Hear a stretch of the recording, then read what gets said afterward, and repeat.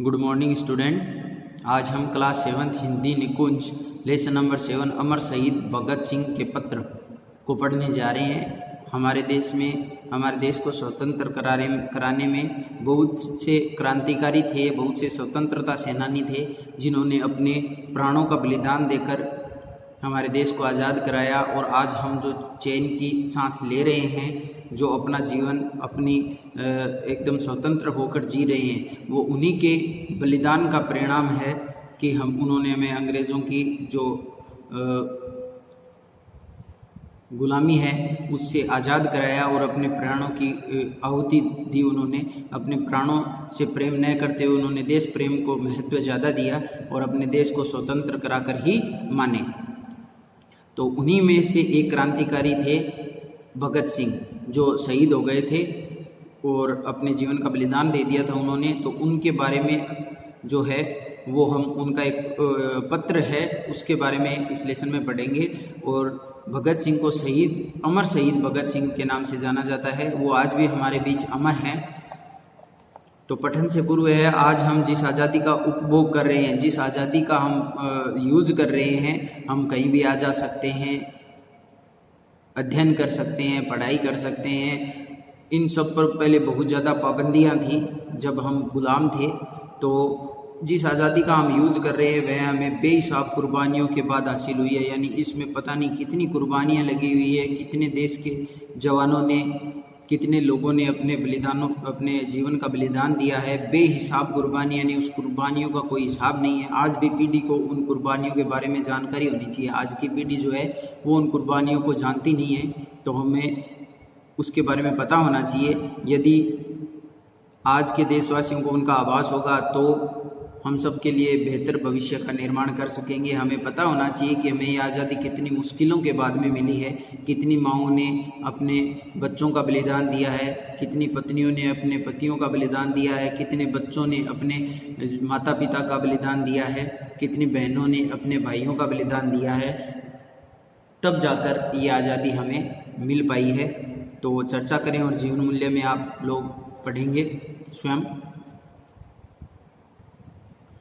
तो जेल में मां से भेंट न होने पर भाई कुलबीर सिंह को पत्र, यानी जब भगत सिंह जो है वो जेल में थे, उनको जेल में डाल दिया गया था, तब उनकी मां जब उनसे मिलने के लिए आई तो मां से उनकी भेंट न हो पाई, यानी मां से मिल नहीं पाए थे। तो भाई कुलबीर सिंह को पत्र लिखा था उन्होंने। भगत सिंह के भाई थे कुलबीर सिंह, तो उनको पत्र लिखा, प्रिय भाई कुलबीर सिंह जी, सत श्री अकाल। यानी ये जो है वो सिख संप्रदाय से थे और सिख संप्रदाय में जो है वो एक दूसरे को जो है वो सत श्री अकाल से संबोधित करते हैं जब भी कोई बात शुरू करते हैं। मुझे यह जानकर कि एक दिन तुम माँ जी को साथ लेकर आए और मुलाकात का आदेश नहीं मिलने से निराश होकर वापस लौट गए, बहुत दुख हुआ। यानी भगत सिंह लिख रहे हैं अपने भाई कुलबीर को कि मुझे यह जानकर बहुत दुख हुआ कि एक दिन तुम माँ को लेकर आए थे और मुलाकात का आदेश नहीं था, यानी मिलने का आदेश नहीं था, इसलिए तुम्हें ऐसे ही लौट जाना पड़ा निराश होकर। तो मेरे को बहुत दुख हुआ। तुम्हें तो पता चल चुका था कि जेल में मुलाकात की इजाज़त नहीं देते। तुम्हें तो ये पता ही था कि जेल में जो है वो कैदियों से मिलने की इजाज़त नहीं मिलती है। फिर माँ जी को साथ क्यों लाए, यानी माँ को साथ क्यों लाए? वो बहुत ज़्यादा दुखी हो गई होगी। मैं जानता हूँ कि इस समय वे बहुत घबराई हुई हैं, लेकिन इस घबराहट और परेशानी का क्या फ़ायदा?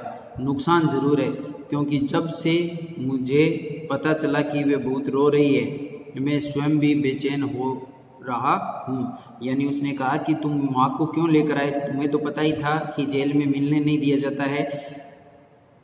मेरे को पता है कि वो बहुत घबराई हुई है, लेकिन घबराहट और परेशानी से फ़ायदा नहीं है बल्कि नुकसान ही है। मेरी हिम्मत जो है वो कमज़ोर हो रही है, क्योंकि जब वे बेचैन रहेगी, वे रो रही होंगी, तो मैं भी बेचैन हो जाऊँगा। घबराने की कोई बात नहीं है, फिर इससे कुछ मिलता भी नहीं है। यानी देखो वो जो है वो जेल में कैद हैं और उनको बहुत जल्द जो है वो फांसी होने वाली थी। फिर भी वो अपने भाई को कह रहे हैं कि माँ से कहना और तुम भी ध्यान रखना कि घबराने की कोई बात नहीं है और फिर इससे कुछ मिलता भी नहीं है। यानी इससे हमें बहुत बड़ी प्रेरणा मिलती है कि हम चाहे कितनी भी विपत्ति में हो, घबराना नहीं चाहिए, क्योंकि घबराने से कुछ मिलता नहीं है।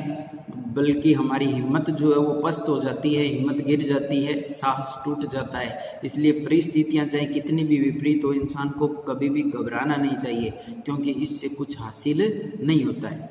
सभी साहस से हालात का मुकाबला करें।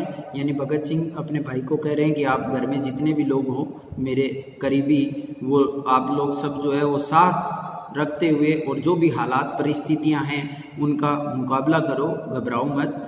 आखिरकार दुनिया में दूसरे लोग भी तो हजारों मुसीबतों में फंसे हुए हैं, यानी केवल मैं अकेला थोड़ी हूँ मुसीबत में।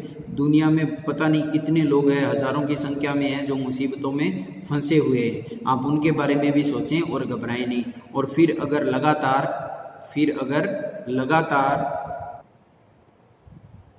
1 बरस तक मुलाकातें करके भी तबीयत नहीं भरी तो और 2-4 मुलाकातों से भी तसल्ली न होगी। यानी ये देखो बहुत बढ़िया बात कह रहे हैं कि जब 1 बरस तक मुलाकातें करते रहे, 1 वर्ष तक हम साथ में रहते हैं, मुलाकात एक दूसरे से मिलते रहते हैं, फिर भी हमारी तबीयत जो है वो बढ़ती नहीं है, तो 2-4 मुलाकातों से क्या तसल्ली होने वाली है। मेरा ख्याल है कि फैसले और चालान के बाद मुलाकातों से पाबंदी हट जाएगी। यानी जब भी कोई फैसला आएगा या चालान आएगा तो उसके बाद जो है वो जो मुलाकात होने पे पाबंदी लगी हुई है वो हट जाएगी और उसके बाद में आप लोग हैं वो मेरे से मिल सकते हो। लेकिन माना कि इसके बावजूद मुलाकात की इजाज़त नहीं मिले तो इसलिए घबराने से क्या फ़ायदा। लेकिन हो सकता है कि ऐसा कोई आदेश आ जाए कि मुलाकात की इजाज़त नहीं मिल पाए, तो भी कोई परेशानी वाली बात नहीं है, इसमें घबराने से कोई फ़ायदा नहीं होने वाला है। तुम्हारा भाई भगत सिंह सेंट्रल जेल लाहौर, ये जो जेल है लाहौर में, उसमें वो कैद थे। 3 मार्च 1931 को उन्होंने अपने भाई कुलबीर सिंह को ये पत्र लिखा था। उसके बाद में आदेश आ गया था उनकी फांसी का और 23 मार्च 1931 को उनको फांसी दे दी गई थी और भगत सिंह जो है वो शहीद हो गए थे, हमारे बीच नहीं रहे थे। तो 3 मार्च को उन्होंने अपने भाई को ये पत्र लिखा था। बलिदान से एक दिन पहले कैदी साथियों को लिखा गया अंतिम पत्र, यानी अपने बलिदान 23 मार्च 1931 को शहीद भगत सिंह है उनको फांसी दे दी गई थी, तो उससे एक दिन पहले यानी 22 मार्च को उन्होंने अपने जो साथी थे कैदी उनको एक पत्र लिखा था। साथियों, 22 मार्च 1931, स्वाभाविक है कि जीने की इच्छा मुझ में भी होनी चाहिए। ये तो स्वाभाविक है, हम जितने भी सजीव प्राणी हैं, मनुष्य है जो जिसकी सांसें चल रही है और जो जीवित है, तो वो एक स्वाभाविक सी बात है, ये स्वाभाविक है, यह प्राकृतिक है ये कि जीने की इच्छा सब में होती है और जीवित सब रहना चाहते हैं। मैं इसे छिपाना नहीं चाहता, मैं ये नहीं कहना चाहता कि मेरी जीने की कोई इच्छा नहीं है, मैं छिपाना नहीं चाहता, लेकिन मैं एक शर्त पर जिंदा रह सकता हूँ। लेकिन जिंदा रहने के लिए मेरी एक शर्त है कि मैं कैद होकर या पाबंद होकर जीना नहीं चाहता, मैं अंग्रेज़ों का गुलाम होकर जीना नहीं रहना चाहता। जीने की इच्छा मेरी भी है, मैं भी जीना चाहता हूँ, लेकिन मैं आज़ाद होकर जीना चाहता हूँ, किसी की कैद में या पाबंद रहकर जीना नहीं चाहता। मेरा नाम हिंदुस्तानी क्रांति का प्रतीक बन चुका है, यानी मेरा नाम जो है भगत सिंह, ये हिंदुस्तान की क्रांति का एक प्रतीक बन गया है, एक चिन्ह बन गया है, एक पर्याय बन गया है। और क्रांतिकारी दल के आदर्शों और कुर्बानियों, क्रांतिकारी दल के जो आदर्श होते हैं और कुर्बानियाँ होती है,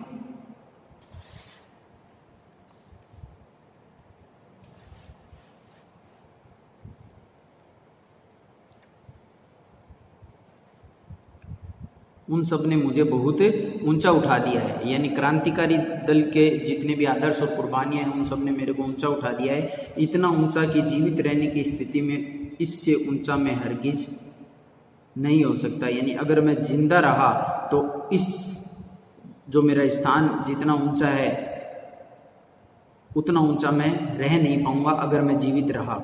आज मेरी कमजोरियां जनता के सामने नहीं है, यानी मेरी कोई भी कमजोरी जनता के सामने नहीं है। अगर मैं फांसी से बच गया तो वे जाहिर हो जाएंगी, मेरी कमजोरियां जनता के सामने आ जाएंगी और क्रांति का प्रतीक चिन्ह मध्यम पड़ जाएगा।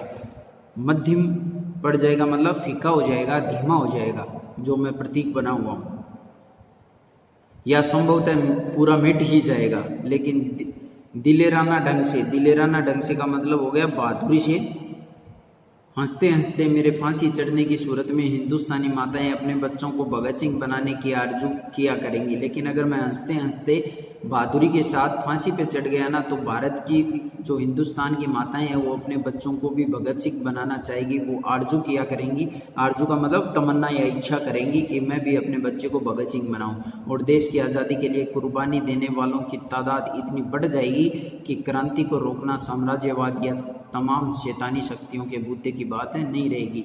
यानी भगत सिंह है वो बहुत बहादुरी और साहसपूर्ण बात कर रहे हैं।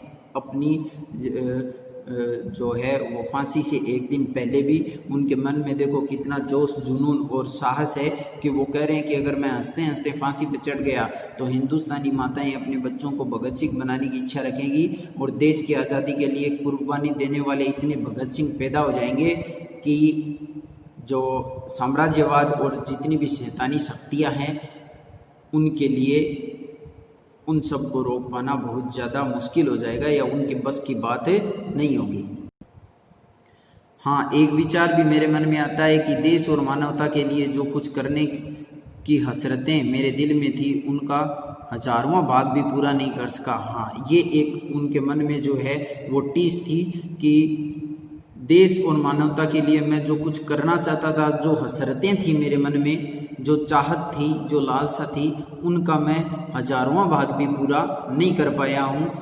मैं बहुत कम करके जा रहा हूँ। मेरी बहुत ज़्यादा इच्छा थी अपने देश के प्रति कुछ करने की, लेकिन मैं उनका 1000वां भाग भी पूरा नहीं कर पाया हूँ। अगर स्वतंत्र जिंदा रह सकता, अगर मैं स्वतंत्र होता, किसी के पाबंदी में नहीं होता और जिंदा रह सकता,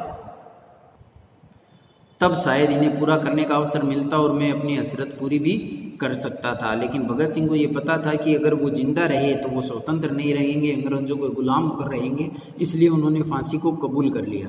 इसके सिवाय मेरे मन में कभी कोई लालच फांसी से बचने का नहीं आया।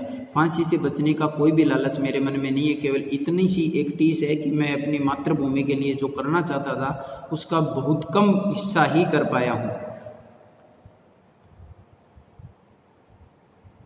मुझसे अधिक सौभाग्यशाली कौन होगा, यानी भगत सिंह को फांसी होने वाली है नेक्स्ट डे, फिर भी वो देखो कितनी बहादुरी के साथ कह रहे हैं कि मुझसे अधिक सौभाग्यशाली कौन होगा। आजकल मुझे स्वयं पर बहुत ज़्यादा गर्व हो रहा है। अब तो बड़ी बेताबी से अंतिम परीक्षा का इंतजार है। कामना है कि यह और नज़दीक हो जाए, यानी ये अगला दिन जो है वो जल्दी से आ जाए। यानी उनके मन में अपने जीवन के लिए, अपनी ज़िंदगी के लिए कोई भी लालच नहीं है, कोई भी डर नहीं है और वो सहर्ष अपनी फांसी को है वो कबूल कर रहे हैं। आपका साथी भगत सिंह। तो ये भगत सिंह की बहादुरी का किस्सा हमने इस लेसन में पढ़ा है। वो कितनी बहादुरी के साथ अपने फांसी से पहले दिन अपने कैदी साथियों से अपने मन की बात करना चाह रहे हैं और उनके अंदर, उनकी बातों से, इस लेसन को पढ़कर उनके अंदर की जो देशभक्ति है, देश प्रेम है, वो जागृत होता है कि वाकई में वो कितने महान थे। उनके अंदर कितनी देशभक्ति थी कि उन्होंने सहर्ष फांसी कबूल कर ली। जीने की बिल्कुल भी उन्होंने जो है वो लालच नहीं दिखाया जीने का, और फांसी को कबूल कर लिया और हमारे बीच में अमर हो गए। वो हमारे बीच में आज नहीं है, लेकिन शारीरिक रूप से नहीं है, लेकिन फिर भी वो सभी देशवासियों के दिल में बसते हैं और वो अमर शहीद के नाम से जाने जाते हैं। आज भी दुनिया में जो है वो लोग उनकी मिसाल रखते हैं और जो भारतीय जवान हैं और जो लोग देश सेवा करना चाहते हैं वो उनको अपने मन में रखते हैं। तो इस लेसन में हमने एक देशभक्त इंसान की देशभक्ति के बारे में पढ़ा।